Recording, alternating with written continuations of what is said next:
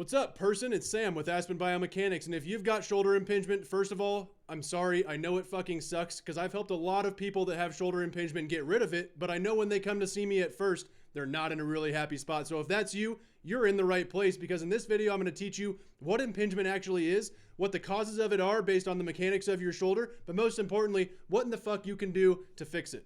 In order to take charge of your own problems, it's really important to know what the fucking problem is, and it's also important to know how those joints function. So here I've got humerus, arm bone.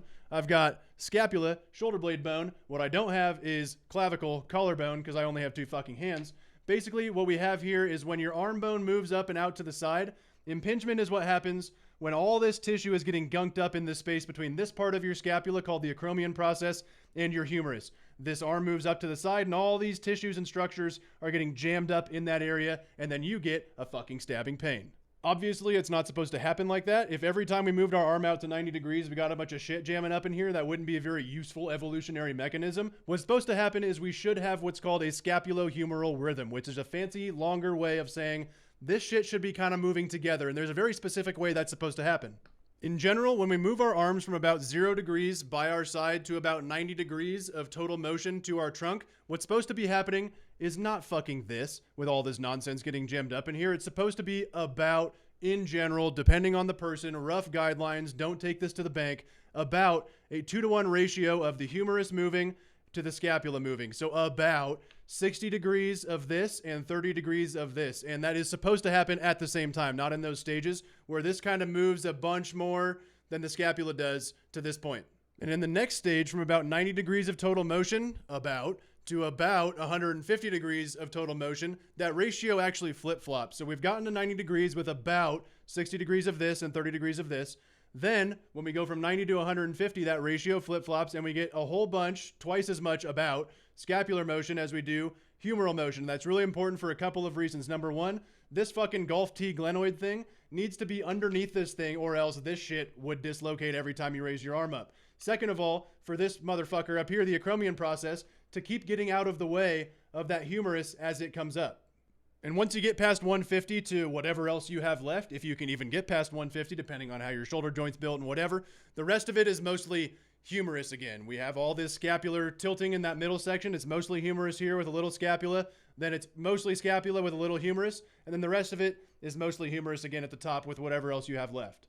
Now that you know what a scapulohumeral rhythm is, you're probably sitting there saying, why the fuck is that so complicated? Well, what we have in our shoulder is it's kind of an analog to our hip. We have two ball and socket joints. However, unlike our hip, which is a very solid structural ball with a nice encompassing socket, that gives us a lot of structural stability, but it also limits our ability to move it as far. Where in our shoulder, we can fucking go here and here and here and all over the place because we sacrifice that encompassing socket to allow us to get these into all these different spots by sacrificing that structural stability to give it more of an opportunity for mobility.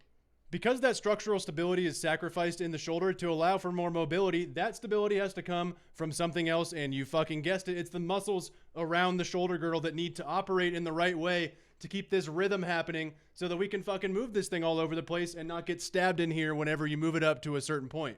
With all that biomechanical blabbering aside, basically what we need to have is we need to have a proper scapulohumeral rhythm when we try to move our arm out to the side. Now, the influences on that are fucking innumerable. I've seen a bunch of people in the past whose impingement I've fixed where I was working in their shoulder and I was like, what the fuck? It's not really doing anything. It had to do with where their trunk and rib cage was positioning their scapula to move. That's just one of the possible influences, a rotational or a lateral flexion or a bunch of different types of things that can have an influence on where this goes, because we have between our shoulder girdle 3 bones: clavicle, arm bone, shoulder blade bone. There are 4 joints in between those bones, and there is one physical bone-to-bone attachment to your actual torso, and it's right here, which means that the rest of everything needs to be controlled by muscles moving it around and putting it in the right places, which is why shoulders can be so goddamn complicated.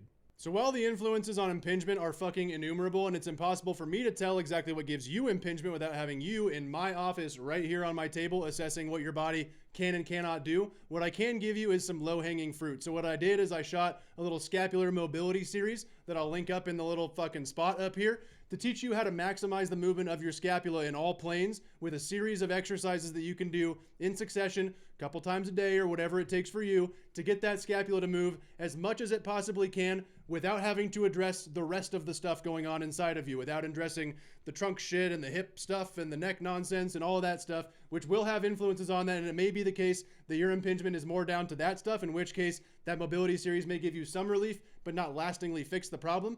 But if you're one of the lucky ones and it's mostly down to this bastard not moving and the rest of you's doing a pretty good job, that series has helped a lot of people fix their impingement issues. So I would definitely hit that video, give it a click, watch that through, practice that mobility series, and see what you can get out of it.